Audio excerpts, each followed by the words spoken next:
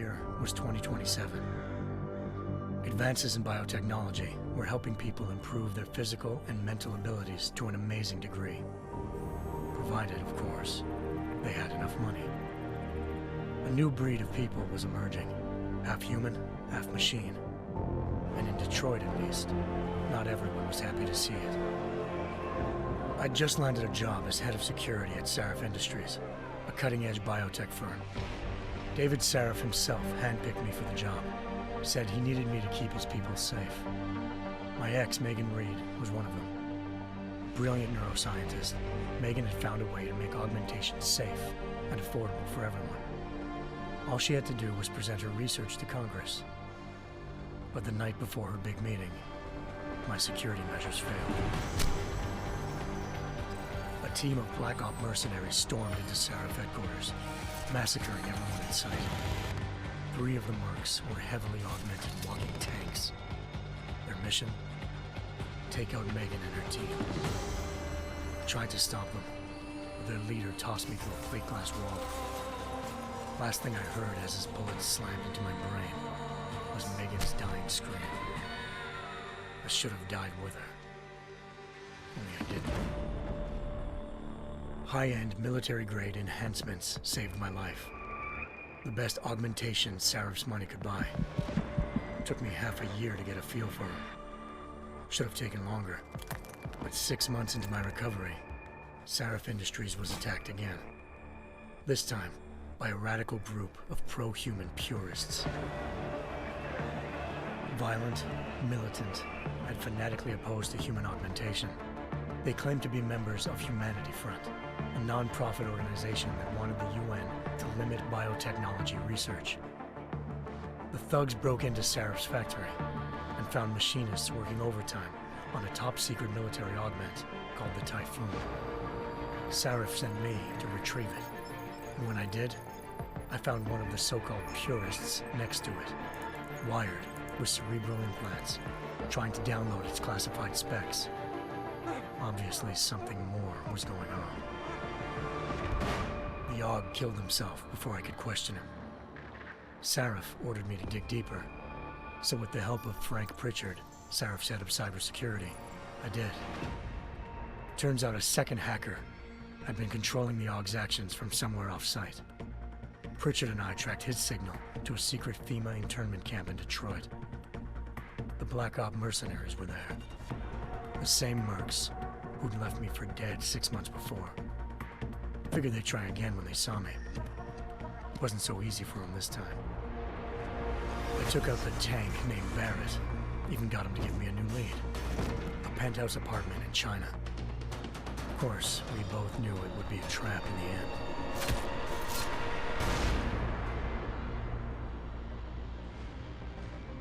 Hengsha Island, China. Home to a city so crowded, they had to build a second city on top of it. Trying to find clues in Hengsha wouldn't be easy. Lucky for me, I wasn't alone. Farida Malik, Sarif Industries' ace pilot, had lived in Hengsha before. A good person to have on your side. She knew enough about the place to get me around. Malik dropped me in the lower city, close to the penthouse Barrett had told me about. Bell Tower Associates, a private security firm under contract to the Chinese government, had agents tossing the suite when I arrived. Just not for the reason I'd been expecting. Turns out the man who lived there was a criminal hacker named Van Bruggen. The same hacker who'd been remotely controlling the AUG in Sarif's factory. Van Bruggen's panicked decision to force the man to commit suicide had been a mistake. Now his mercenary partners were gunning for him, and I needed to find him before they did. Locating Van Bruggen meant playing nice with the Triads, Hengsha's organized crime lords. They had the hacker holed up inside a low-rent capsule hotel. By the time I found him, Van Bruggen had no qualms giving up the woman who hired him. Zhao Yunru, president of the Taiyang Medical Corporation. According to Van Bruggen, Zhao wanted to monopolize the augmentation industry and had hired Black Op mercenaries to destabilize her competition. Sarif Industries was at the top of her list. To prove this, I needed to get inside TYM and grab a surveillance hologram off a server. I suspected Van Bruggen was hiding something when he told me this, but nothing could have prepared me for what I saw. Megan wasn't dead. She and her 4 best researchers had been kidnapped, spirited away somewhere while their kidnappers made it look like they were dead. Desperate to learn more, I confronted Zhao in her penthouse. She claimed to be a pawn in a bigger plan, and hinted at a group so powerful it controlled global interests at a whim. Then she slipped into a panic room and hit the alarm, forcing me to make a very quick exit. I figured Zhao was lying, but part of her confession made sense. David Sarif had been worried about his people. So worried, he'd required all of them to have subdermal locator devices surgically implanted. The GPLs would have been broadcasting the day of the attack.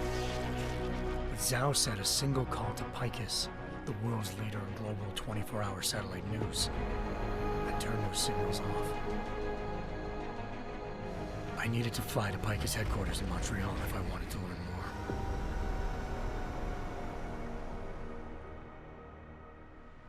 Eliza Cassan, Picus Communications' First Lady of News. Malik thought I was reaching when I told her Eliza was involved in this. The world's most famous news anchor, working with a mercenary hit squad. But when I confronted Cassan in her office, she freely admitted to jamming Detroit's satellites the night Megan's team had been taken. Said she's just been following her commands. I suspected she wanted to say more. But Black Op mercenaries showed up looking to shut us both down. And just like that, the Eliza I'd been talking to disappeared. The mercs were led by an augmented killer I crossed paths with twice before, Fedorova, a woman who'd made silence her best friend.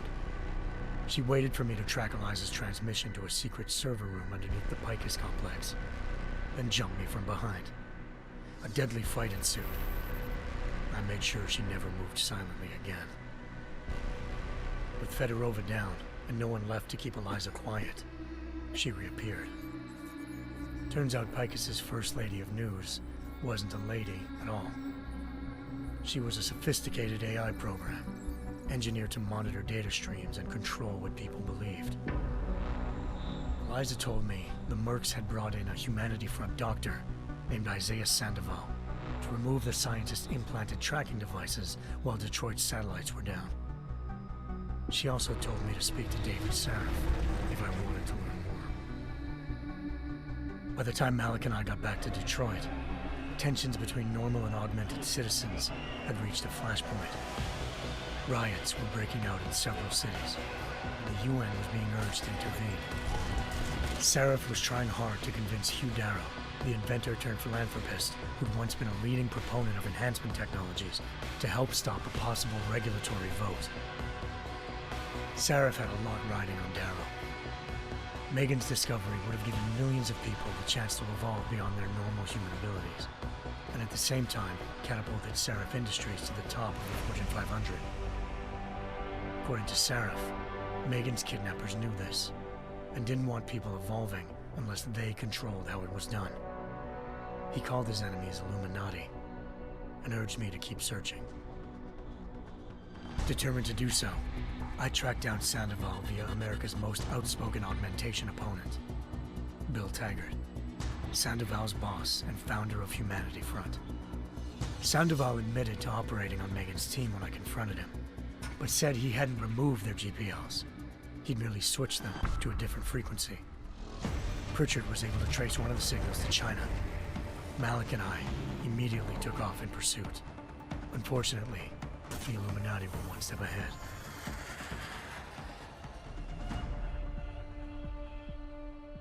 Ambushed. Shot out of the sky by Bell Tower Associates, seconds after entering Hengsha's airspace. Malik's piloting skills saved me. After a tense and bitter struggle, I escaped into Lower Hengsha. The tracking signal I was following led straight to the Triads, or more specifically, to the augmented arm of Tong Si-hung, leader of a gang of augmentation harvesters. Tong said they'd taken the arm off a corpse, which Bell Tower had left at their door, meaning at least one of Sarif's scientists was dead. Maybe not the rest of them, though. Tong pointed me to a port used for human trafficking and helped me slip aboard a bell tower ship. It was sailing to Rifleman Bank Station, a military base in the South China Sea. Bell Tower was holding kidnapped civilians as prisoners there, and using them to perfect the Hyron Project, a human-computer interface that left most of its test subjects dead. My search for Megan would have ended then, if not for a mysterious ally named Quinn. In exchange for my help exposing Bell Tower, he slipped me aboard a second ship headed to Singapore, and an Illuminati-run biotech facility called Omega Ranch. 3 of Seraph's scientists were there, forced by their captors to create a technology capable of remotely shutting down augmented abilities. Thanks to an emergency recall notice issued by the World Health Organization, millions of people all over the world already had the biochip installed. With the help of the scientists, I tracked Megan to a private section of the ranch. There, I ran into Yaron Namir, the walking tank who'd put a bullet in my brain the first time we met. He'd teamed up with Zhao and was hoping to catch me off guard. Their little ambush didn't work. I found Megan in a suite belonging to Hugh Darrow, the billionaire philanthropist who'd Seraph had called on for help. Darrow had convinced her to go along with the biochip plan by promising to sabotage the tech. As she was explaining this, Darrow appeared in a global broadcast, telling the world that augmentations would be the death of mankind. Then he activated the biochips to prove his point. All over the world, augmented people flew into a killing frenzy. Darrow had betrayed everyone, and it was up to me to set things right. To do it, I had to reach Panchaea, a massive installation in the Arctic Ocean. As I raced through corridors built by an all-augmented workforce, I saw death and destruction firsthand. By the time I shut down Darrow's broadcast, I knew the damage he'd done. Still, humanity's future remained unclear. How would the world react to this sabotage? Would people ever regain their faith in augmentations again? What would be the Illuminati's next move? Only time could give us the answers.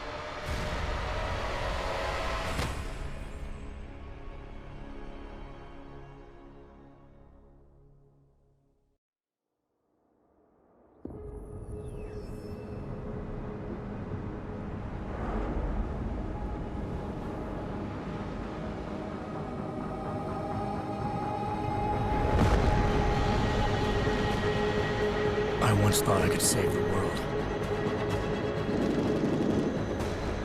Now look at it.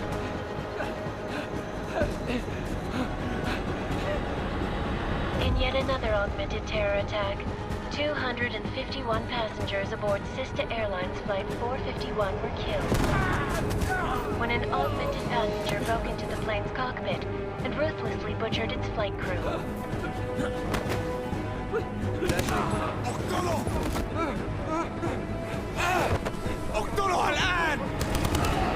Details recovered from the black box recorder suggest that the man may have been suffering flashbacks to the AUG incident. That horrible day 2 years ago when augmented people all over the world flew into a psychotic killing spree, causing the greatest loss of life in recent history. Sometimes, you just have to let go and embrace what you've become. Not gonna go all wonky on us now, Hansa, are you? Well, if I do, McCready, I guarantee you'll never see it coming. Agent Jensen, am I gonna have a problem with you? No, sir. No reason to assume you would. Good, because you are the only augmented operative on this team, and I intend to make good use of you. Listen up, all of you. We got a sandstorm barreling down our ass and we can't afford to make mistakes. We're going after this man, an arms dealer named Shepard. He's ex-Bell Tower, one of the Special Forces commanders who disappeared during the incident. And he's come out of hiding? That cannot be good. It's not. He's selling weapons and military-grade augments to terrorists. This is Aran Singh, the undercover agent who lured Shepard out of his hole. Best you see Interpol's got, For 3 years he's worked hard to get in tight with the Jinn, an Iraqi smuggling cartel that's infected the Eastern Hemisphere like a plague. Last week, our arms dealer sent a message to the Jinn, offering to sell them a shitload of black market merchandise dirt cheap. They told Singh to handle the buy. They're not gonna like it when Interpol disrupts their party. Sing's cover really that good? It is right now. We need to keep it that way. This is where the deal's going down. A half-finished high-rise hotel that's been abandoned ever since the incident. It's not a pretty picture inside. Let me guess. Most of the laborers were augmented with heavy-duty industrial rigs. So when the incident hit, and they all went schizo, things got gruesome real fast. And no one, except for some homeless junkies, have been inside the place ever since. So what's the plan, Director? Singh's meeting Shepard on the ground floor, inside the hotel's main atrium. He sent the bulk of his Jinn crew to the penthouse levels to secure a vantage point. I want McCready's team to take up positions overlooking the atrium and make the arrest. Jensen, you're going in solo from the roof. My objectives? Keep the Jinn from joining the party. As far as we can tell, only one route connects the atrium to the penthouse level, a halfway decent elevator shaft. Here. I want you to block access to it. Fine. Just cut me loose. Do you plan on relying solely on your augments for this one? I'd recommend taking a little hardware, just to be sure. We've got a UC in there. Might be easier to maintain his cover if he's not the only one still breathing when this is done. Smart thinking. Yeah, but if anything does happen to him, you'll be telling his wife. After you get out of the hospital, of course. What about range? There's lots of wide spaces and high ceilings in there, but a number of tight and constrained rooms too. So it's a crapshoot, really. Well, I'm not looking to play dice with anyone in there. Give me something with distance. Your call. Less chance of being seen and compromising Singh that way. One last thing, Jensen. Singh said the Jinn are using some sort of portable Wi-Fi device to boost communications. He's got a better chance of maintaining cover if you disable it. We'll keep an eye out for it. But aren't we on the clock here? You said there's a sandstorm moving in. There is, and we got the intel on this mission at the very last minute. So we're scrambling a little. If it comes to it, your number one priority is keeping the Jinn out of that atrium. Copy that. Time to put away your happy thoughts, gentlemen. We're approaching the target building. You're up first, Jensen. Let's do this. Task Force Actual. This is Knife Leader. Engage Hush drives and descend to Angels 1-5.